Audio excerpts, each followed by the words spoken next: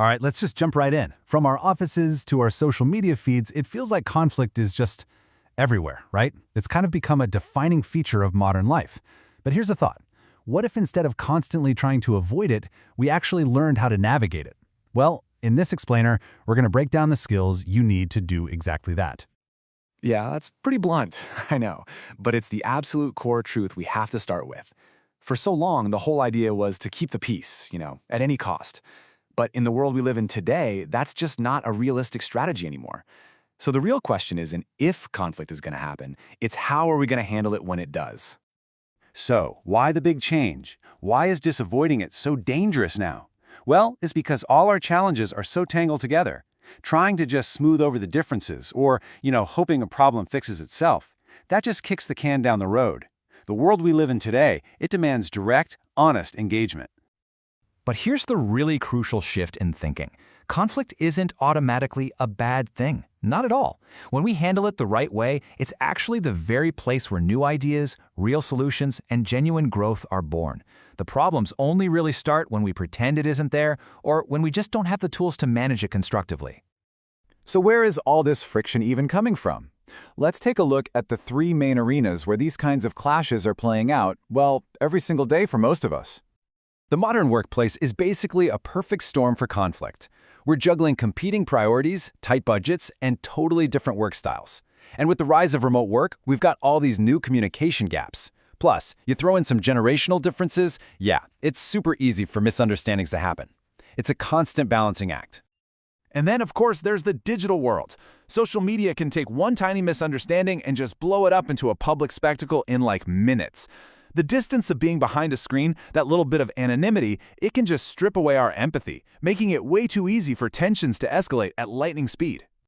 And finally, those big global issues, they now create very real, very local conflicts. I mean, think about it. Economic tensions between countries can directly affect jobs right in your town. The debates over climate change, they create friction inside communities, even families, over what our priorities should be.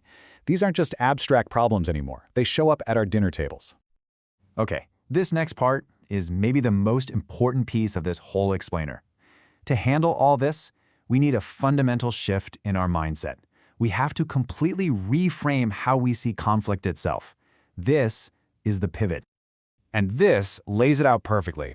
We have to move away from that old view where conflict feels like some kind of failure, and it just triggers our instinct to either fight or run away.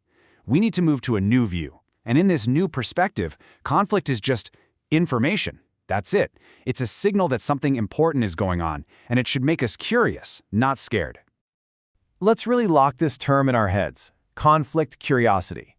This is your new engine. This is what's going to drive constructive engagement. It means that instead of just reacting, you pause and you ask, okay, what is this disagreement really about?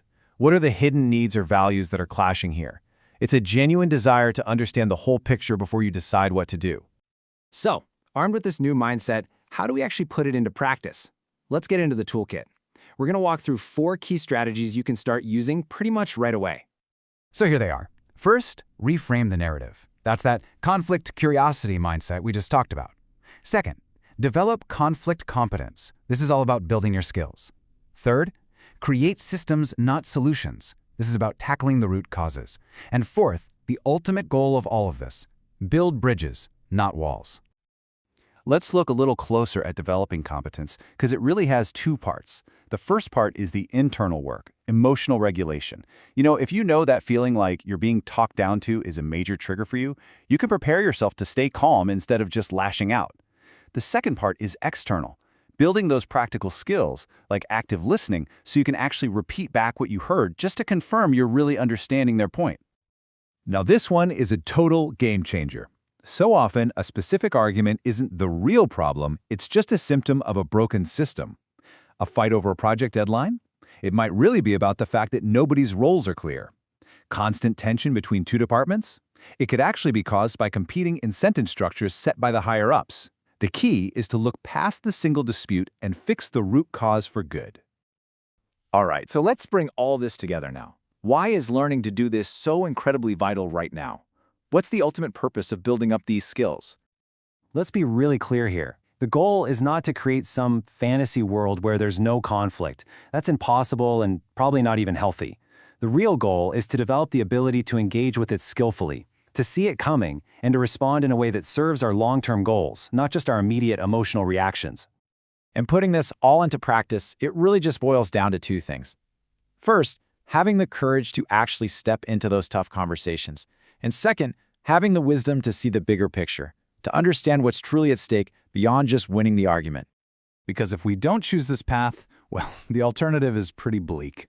We're already seeing it all around us, escalating polarization and a total breakdown in our ability to work together on the huge challenges we all share. Because let's face it, the conflicts we're all dealing with today are not just going to solve themselves. So really the choice is ours. We can keep reacting to conflict, letting it control us, or we can start getting curious about it and actually turn all that friction into progress. It all starts by asking better questions, not just in some big global debate, but in our own offices and right at our own dinner tables.